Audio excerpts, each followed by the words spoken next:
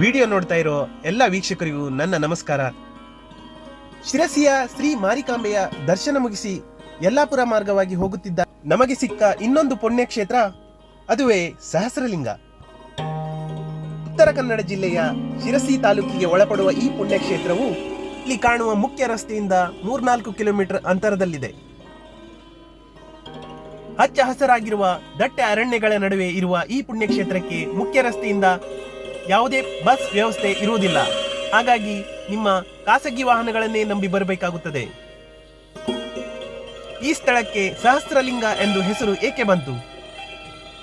ಈ ಸ್ಥಳಕ್ಕೆ ಆ ಹೆಸರು ಬರಲು ಹಿನ್ನೆಲೆ ಏನು ಎನ್ನುವ ಕುತೂಹಲಕಾರಿ ವಿಷಯಗಳನ್ನು ತಿಳಿಯೋಣ ಬನ್ನಿ.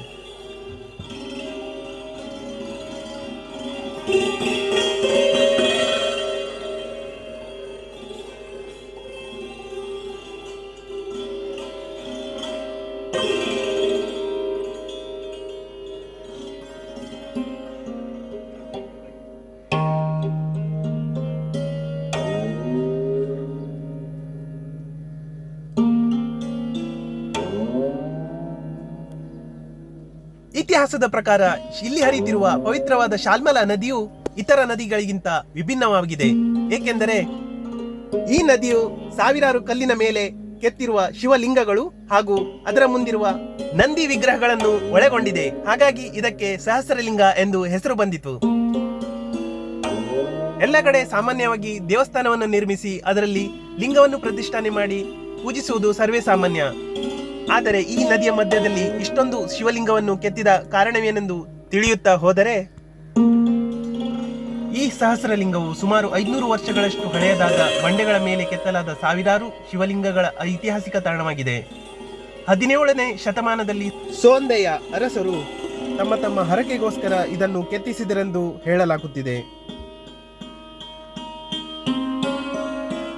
ಈ ನದಿಯಲ್ಲಿರುವ ಬಂಡೆಗಲ್ಲಿನ ಮೇಲೆ ಶಿವಲಿಂಗಗಳನ್ನು ಮತ್ತು ನಂದಿ ವಿಗ್ರಹಗಳನ್ನು, ಇನ್ನು ವಿಶೇಷ ವಿಗ್ರಹಗಳನ್ನು ಕೆತ್ತಿಸಿರುವುದಲ್ಲದೆ ಆ ವಿಗ್ರಹದ ಕೆಳಗಡೆ ಕೆತ್ತಿಸಿರುವವರ ಹೆಸರನ್ನು ಹಳೆಗನ್ನಡದಲ್ಲಿ ಕೆತ್ತಿಸಿರುವುದು ನೀವಿಲ್ಲಿ ಸ್ಪಷ್ಟವಾಗಿ ಕಾಣಬಹುದು.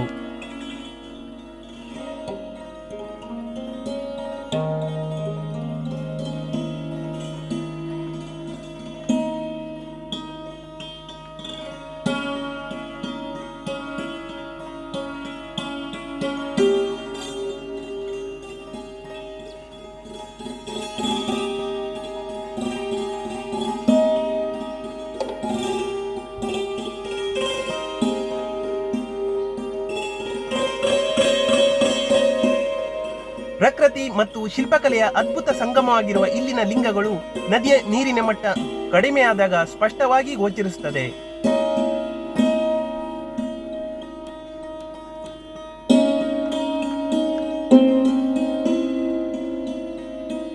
ಶಿರಸಿಯಿಂದ ಸುಮಾರು 14 ಕಿಲೋಮೀಟರ್ ದೂರದಲ್ಲಿರುವ ಈ ಹಿಂದೂ ಪವಿತ್ರವಾದ ಸ್ಥಳವು ಮಹಾಶಿವರಾತ್ರಿ ಎಂದು ಸಾವಿರಾರು ಭಕ್ತರು ಇಲ್ಲಿ ಬಂದು ಪೂಜೆ ಸಲ್ಲಿಸುತ್ತಾರೆ. ನದಿಯ ತಳದಲ್ಲಿರುವ ನೈಸರ್ಗಿಕ ಕಲ್ಲು ಬಂಡೆಗಳ ಮೇಲೆ ನಂದಿ ಮತ್ತು ಶಿವಲಿಂಗಗಳನ್ನು ಕೆತ್ತಲಾಗಿದೆ. ಆದರೆ ನದಿಯ ಅತಿಯಾದ ಹರಿವು ಮತ್ತು ಬಂಡೆಗಳ ಸವೆತ ಹಾಗೂ ಕೆಲವೊಮ್ಮೆ ಕಿಡಿಗೇಡಿಗಳ ಕೃತ್ಯದಿಂದಾಗಿ ನೂರಾರು ಲಿಂಗಗಳು ಕಣ್ಮರೆಯಾಗಿವೆ.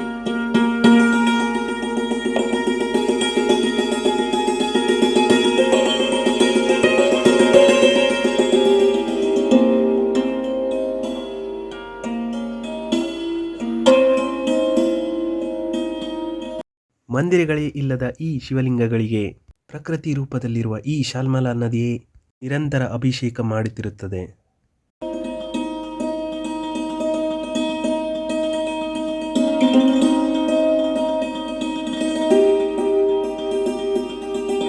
ಈ ಐತಿಹಾಸಿಕ ಸ್ಥಳವು ಪ್ರವಾಸಿಗರಿಗೆ ಮತ್ತು ಭಕ್ತಿ ಶಾಂತಿಯುತವಾದ ಆಧ್ಯಾತ್ಮಿಕ ಅನುಭವವನ್ನು ನೀಡುತ್ತದೆ.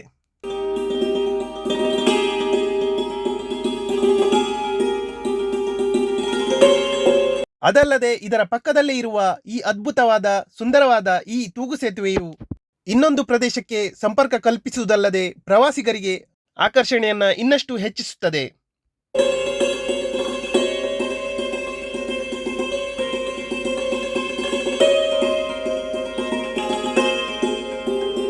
ಇದೇ ರೀತಿ ಹೆಚ್ಚಿನ ವಿಡಿಯೋಗಳಿಗೋಸ್ಕರ ನನ್ನ ಚಾನೆಲ್ನ ಸಬ್ಸ್ಕ್ರೈಬ್ ಮಾಡಿ. ವಿಡಿಯೋ ಇಷ್ಟ ಆದರೆ ಲೈಕ್ ಮಾಡಿ. ನಿಮ್ಮ ಸ್ನೇಹಿತರ ಜೊತೆ ಶೇರ್ ಮಾಡಿ. ಮತ್ತೊಂದು ಸ್ಥಳದೊಂದಿಗೆ ಭೇಟಿಯಾಗೋಣ. ಅಲ್ಲಿವರೆಗೂ ನಮಸ್ಕಾರ, ಶುಭ ದಿನ.